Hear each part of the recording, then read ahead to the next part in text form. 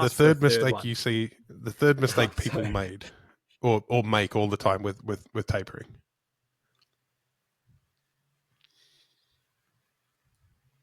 Yeah. I'd probably Yeah, say I changing see too that. much. Like your taper week looks completely different to any other week of training that you do, and there is a like you can do that and it can work. But I think sometimes we change so much, we get rid of like all accessory work, all everything that we've been doing, and then you turn up on meet day and your body's like, well, I haven't been having this thing that I've been used to doing. You've removed it all from me. And so that's probably one thing I've changed in the way that I taper is I will still like probably even back during my PhD studies, I would have said remove all accessory work, like don't do any junk volume, doesn't matter. Now, and part of this probably comes from the RTS philosophy around tapering as well.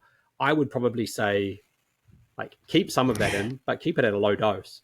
So still have some of your main accessory lifts that you actually do, but maybe rather than doing 3 sets, just do 1. Like still get the exposure to that thing, but don't fatigue yourself by doing too much of that thing. So your body's still like, yep, I know what we're doing here. And then the other thing that this is probably going too far now, but like sometimes you actually don't need to Dude, taper. thank you. Like how Thank you often do so you much hit for a saying that. PB in Thank the you so gym much. and you're Yeah. just doing your normal training routine, right? And then you taper for a meet and you have a rubbish day because you've made all of these changes. It's completely unfamiliar. Some of that comes down to the environment probably of being in a meet and all those sorts of things. Like some people respond well to that and some people don't respond as well to that. But that would probably Yep. be my other thing is like, sometimes you don't have to taper. And especially in the case when we think about traditional tapers, often it's followed a period of like an overload of training, which we spoke about with my Yeah. training studies, right? Is I don't know if I necessarily gave enough for people to have to do a really drastic taper. And in my training studies, we were only doing like 4 weeks of training with a 1 week taper. So you can imagine if you've done like a 16-week block, your taper might not actually just look like the last week. It might actually look like kind of how your block has looked that 4 weeks before might actually look quite different to your 18 weeks prior to that of training or whatever it might be.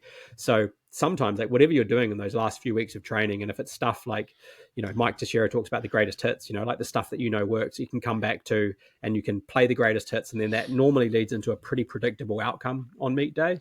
I think there are some different approaches that don't necessarily follow the scientific approach, but actually work really well. And I remember when we were interviewing, I can't remember what it was for. It might have been for one of the powerlifting studies I did with Kyle Travis from the States.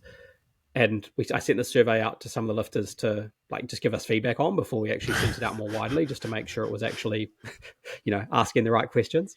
And someone came back and said, you don't have an option for if I don't taper. like you don't have an option for the taper just being like make no change type scenario. And so we had to go back through and sort of add in some questions that made sure that we're actually capturing that response, where actually all they do is train as normal and take 2 days off. So that's another valid approach, right? Is actually train pretty normally. And that's probably closer to what I do now, but I would still be reducing volume.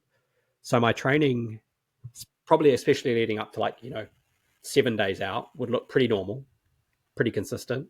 And then that week of might look quite different to the week before, but I'm keeping elements of familiarity in there, elements of the things that I know work well for them, but not enough to fatigue them, but enough that we still actually can carry that fitness through and, hopefully have a meet day. And then the other thing is, mate, if it ain't broke, don't fix it. Like if someone has a really predictable tapering thing and they always get a few extra percentage versus what they do in training, keep replaying that, go. And if it doesn't work, then change it. Like, sure, we could tinker with it, and the time to do that would be like at a local meet or something like that. You might try a different approach and see how it works. But if you're going up to a big meet, an important meet for you, whether that be a nationals, whether that be a regionals, an international, whatever it is, if the thing's important to you, you kind of need to know what's being done before. And so one of the things we kept coming back to in the research is the importance of keeping good records of training, what you're doing, what's working, because you are an individual and you will respond potentially differently to the averages. So monitor what you do, look at what works, trust yourself, test and retest, test at those smaller meets that might not matter as much, or test in like a gym testing environment.